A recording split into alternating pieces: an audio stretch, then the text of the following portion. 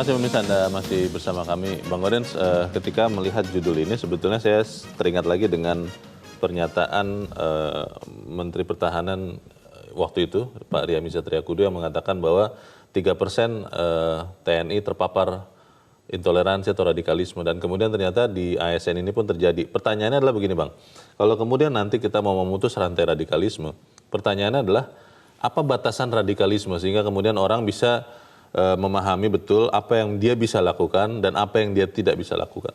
Ya, tentu kita merujuk kepada Undang-Undang ASN itu sendiri, Undang-Undang 5 2014. Di dalam Undang-Undang 5 2014 itu tegas sekali dikatakan bahwa ASN itu sebagai perekat kebangsaan. Perekat kebangsaan. Perekat kebangsaan. Oke. Bahkan dijabarkan lebih lanjut di dalam pasal 3 itu yang terkait dengan ASN sebagai profesi. Sebagai profesi itu ASN itu harus bekerja berdasarkan yang pertama itu nilai-nilai dasar. Selanjutnya disebutkan juga tentang kode etik dan kode perilaku.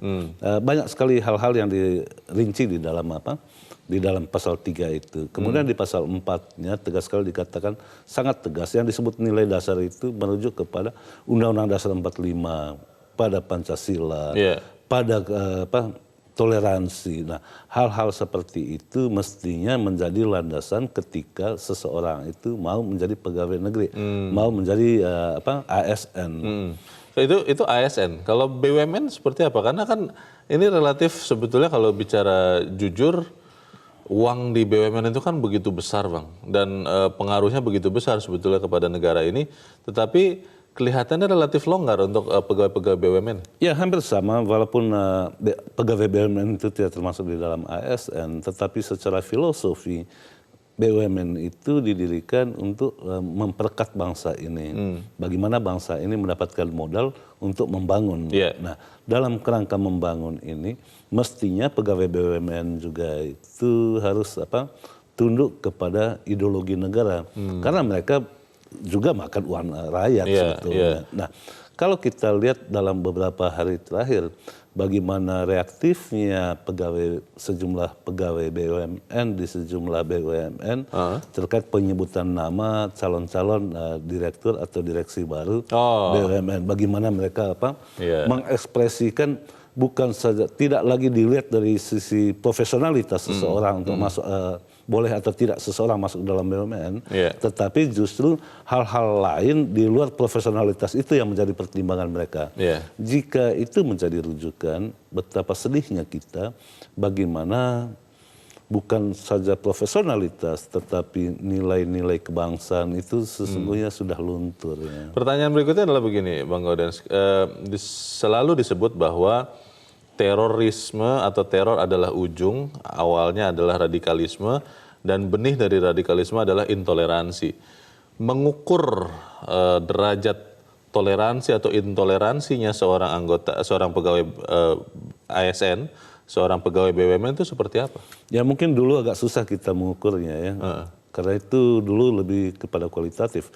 Tetapi sekarang sejak dikeluarkan panduan untuk aduan masyarakat terkait dengan ASN yang terlibat radikalisme, ada 11 poin panduan itu. Antara lain ya 2 yang disebutkan, tetapi juga pegawai atau ASN itu dilarang sebetulnya mengikuti kegiatan-kegiatan yang berbau intoleransi.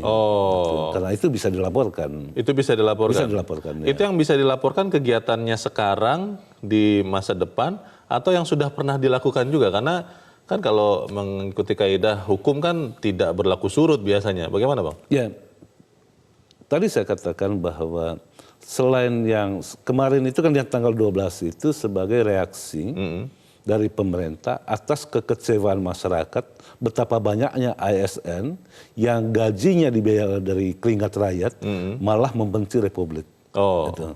Nah, kekecewaan itu ditangkap oleh pemerintah sehingga dibentuklah panduan portal aduan ASN, namanya itu aduan ASN, ada 11 kriteria atau 11 poin yang bisa dilaporkan. Bahkan menyukai, tidak menyukai terhadap sesuatu yang dianggap intoleran misalnya, itu juga bisa dilaporkan ke aduan ASN. Itu maksudnya lewat media sosial?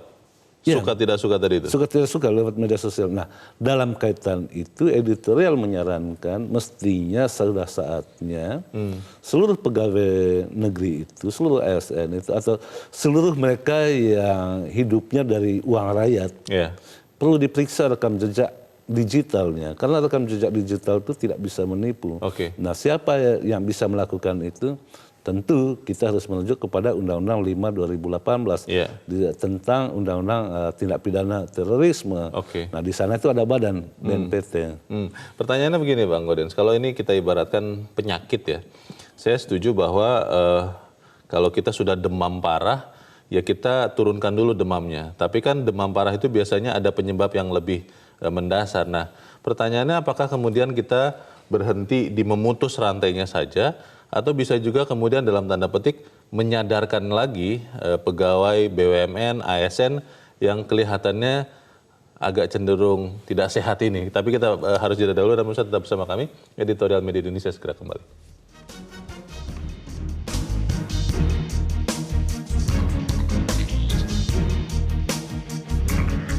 Terima kasih pemirsa, Anda masih bersama kami. Bang Gaudens, sebelum kita cari tahu sebenarnya bagaimana membuat permanen putus rantai radikalisme itu, kita akan coba dengarkan dulu pendapat dari pemirsa. Kita sudah terhubung saat ini dengan pemirsa Metro TV di Aceh Tengah, ada Pak Mauhalizar. Pak Mauhalizar, selamat pagi Pak.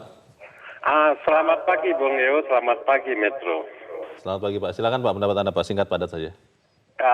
Ke depan kita dan bangsa ini tentu sangat optimis bahwa pencegahan dan pemberantasan radikalisme dan terorisme itu akan segera tuntas, terutama di kalangan ASN.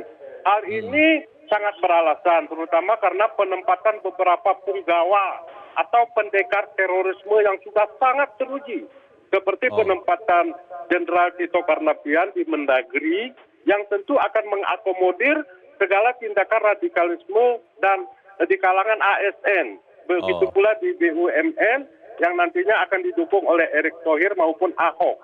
Atau penempatan Jenderal Fahru Roji di Kementerian Agama yang diharapkan dapat menangani tindakan terorisme di bidang keagamaan dari hulu hingga ke hilir dan memberantasnya hingga ke akar permasalahannya, yaitu pemikiran. Demikian juga kita bisa berharap banyak pada Profesor Mahfud MD, Densus 88, BNPT, dan lain-lain.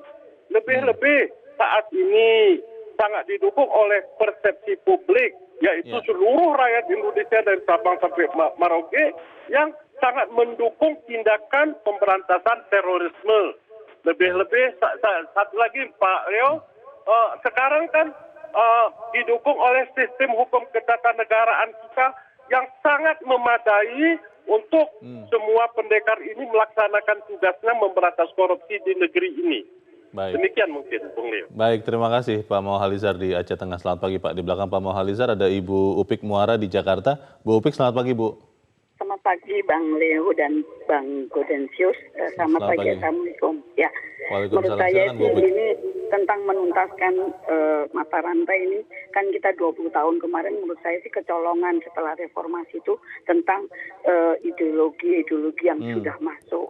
Sementara itu saya lihat nih ya, TNI itu penerimaannya sangat ketat loh. Dulu tuh ada screening, ada mental ideologi yang benar-benar luar biasa karena bapak saya sendiri dari TNI, jadi saya tahu gitu ya. Mau diterima oleh TNI itu dilihat dulu lingkungannya bagaimana, itu ada intel-intelnya turun. Nah saya tercengang dengan adanya Kenso yang diterima, setelah diumumkan diterima, baru ketahuan dia terpapar. Ini sangat menyakitkan gitu loh. Ini loh, ini TNI nggak seberapa banyaknya dibandingkan sama penerimaan ASN gitu. Jadi saya minta tolong kepada pendekar-pendekar seperti mulai dari Pak Jokowi, Pak Wapres, punggawannya Pak Tito, Menteri Agama dan Polhukam, ini benar-benar dibersihkan karena ini saya nggak cocok ini kemarin Kenso udah diajak bahasa 4 bahasa sama Panglima dengan bangga, tiba-tiba saya sakit hati begitu melihat seperti itu. Tolong jangan diterima yang sudah seperti itu.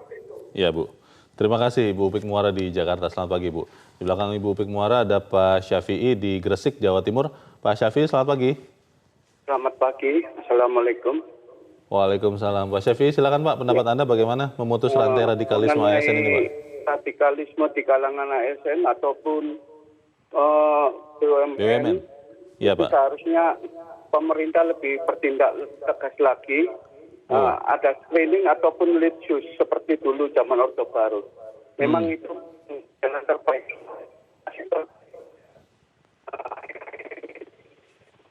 Halo? Iya, Pak.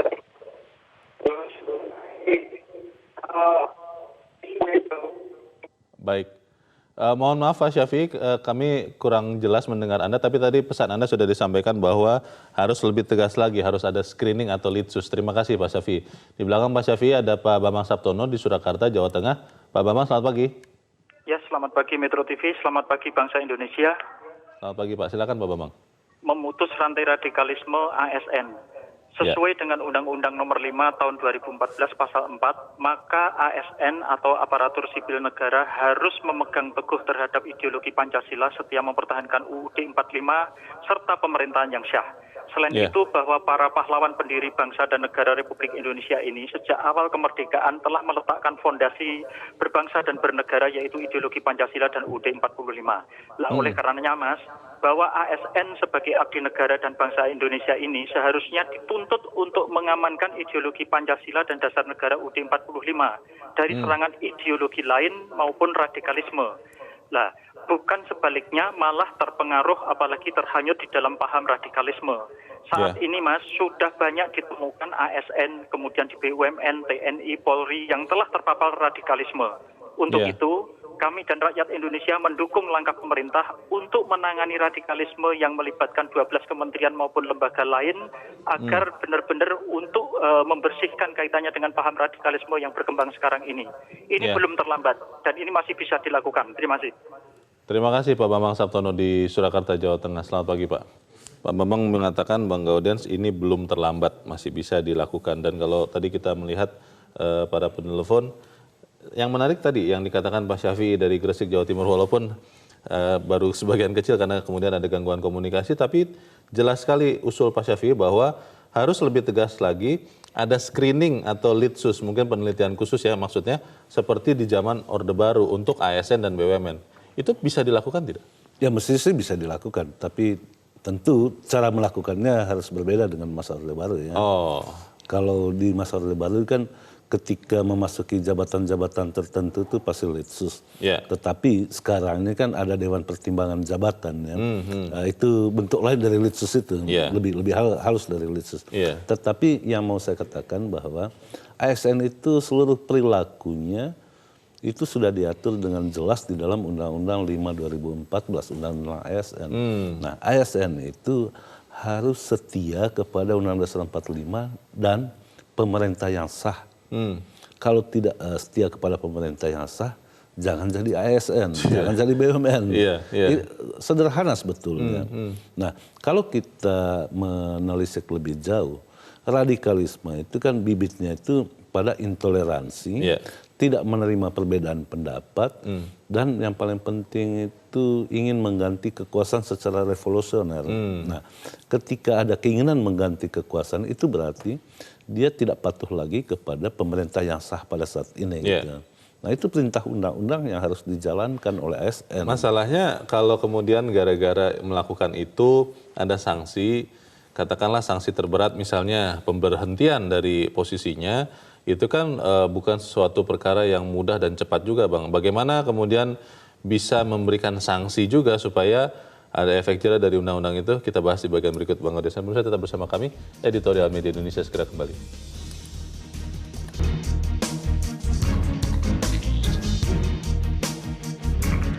Terima kasih pemirsa Anda masih bersama kami. Kita di bagian akhir dari diskusi kita pagi ini. Bang Gaudens, kalau untuk para mantan teroris ada program deradikalisasi. Dan itu punggawa utamanya adalah BNPT dan melibatkan segenap lembaga. Kalau untuk pegawai ASN, aparatur sipil negara dan BUMN yang terlibat radikalisme, itu menyembuhkannya bagaimana, Bang? Ya, harus kembali lagi kepada perundang-undangan. Tadi saya katakan Undang-Undang Nomor 5 2018 tentang tindak pidana terorisme, di dalam pasal 43 huruf A itu tegas sekali dikatakan pemerintah harus mampu mencegah terorisme. Nah, ada 2 instrumen yang diatur di dalam undang-undang anti terorisme itu. Yang pertama itu kontra radikalisasi, dan yang kedua itu deradikalisasi. Dan yang melakukan semua itu dalam kewenangan BNPT. Nah, BNPT juga termasuk yang menandatangani kesepakatan di tanggal 12 kemarin. Oh, oke. Karena itu tentu saya yakin sekali, apalagi kemarin itu BNPT itu mengaku bahwa selama ini sering sekali mendapatkan keluhan masyarakat terkait dengan ASN yang terlibat sebelumnya sudah ada radikalisme. Dan sekarang ada aduan. Tentu seluruh informasi yang masuk itu akan diolah bagaimana caranya untuk melakukan rehabilitasi. Nah, kalau kita belajar dari Singapura itu termasuk yang keras melakukan deradikalisasi. Tetapi yang paling penting di Singapura itu adalah penegakan hukum. Menurut saya di Indonesia penegakan hukumnya itu masih terlalu lemah. Karena itu mestinya penegakan hukumnya tegak lurus. Itu yang mampu untuk melakukan rehabilitasi terhadap mereka yang terpapar radikalisme. Harus kita tegas katakan bahwa mereka yang terpapar radikalisme itu pada awalnya mereka tidak paham gitu ya. Karena apa? Kalau kita lihat pola-pola modus-modus sekarang ini kan banyak sekali di lingkungan ASN, bahkan di sekolah, di kampus gitu. Biasanya yang membawakan nilai-nilai lain di luar Pancasila dan Bhinneka Tunggal Ika itu adalah orang-orang yang didatangkan untuk memberi ceramah di lingkungan ASN maupun bukan orang internal ya, orang dari luar justru. Nah, nilai-nilai yang ditransferkan dari luar lewat mereka yang berceramah itu, itulah yang perlu diperhatikan oleh pemerintah. Karena itu 13 kementerian dan lembaga yang bersepakat untuk mengelola persoalan ASN yang terpapar radikalisme ini mestinya memperhatikan sebab-musababnya. Jadi tidak hanya pada penindakan, dan tentu penindakan di sini dalam kerangka rehabilitasi. Pada akhirnya toh harus direhab orang-orang seperti ini. Sikap kita sebagai warga negara, Bang, mungkin kita punya saudara, punya kerabat, punya tetangga, punya teman yang adalah ASN atau pegawai BUMN yang mulai belajar menjadi radikal. Apa yang kita harus lakukan? Kita tetap dekati, tetap menjadi sahabat, atau memang kita harus menjauhi juga? Ya, sekarang kan udah ada aduan ASN ya. Tinggal dilaporkan saja, dan itu cara kita membantu orang lain itu dengan cara melaporkan. Biarkanlah pihak berwenang yang meneliti kebenarannya, dan jangan pula aduan ASN itu menjadi forum lembaga fitnah baru gitu. Karena itu seluruh informasi yang masuk itu harus dikelola dengan baik, dengan menjamin kerahasiaan segala macam. Itu dia. Tapi yang paling penting adalah menyelamatkan orangnya. Bukan soal menindak orang yang terpapar radikalisme, tetapi bagaimana mereka dikembalikan kepada jalan yang benar. Gitu. Mengukur keberhasilan ataupun tercapainya target kita untuk memutus rantai radikalisme ini seperti apa, Bang? Di ASN dan BUMN? Ya, gampang sekali.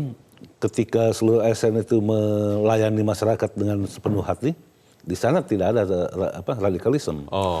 Ketika mampu menerima perbedaan pendapat, di sana ada radikalisme. Ketika ada pejabat baru yang dimasukkan ke dalam BUMN, diterima sepenuh hati karena apa? Karena kemampuan profesionalitas, bukan karena hal-hal di luar profesionalitas. Yang terjadi sekarang ini kan ada keributan-keributan di sejumlah BUMN tertentu ketika ada nama yang disebut, dianggapnya orang ini tidak toleran apa segala macam.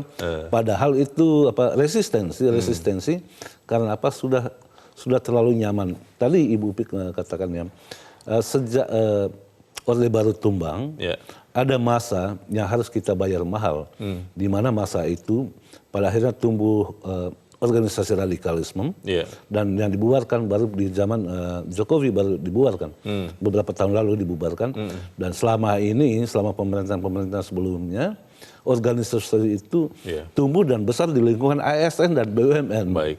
Jadi tugas kita bersama untuk memutus rantai radikalisme ASN dan BUMN. Bang Gaudens, terima kasih sudah hadir di sini, Bang. Selamat pagi. Pagi loh.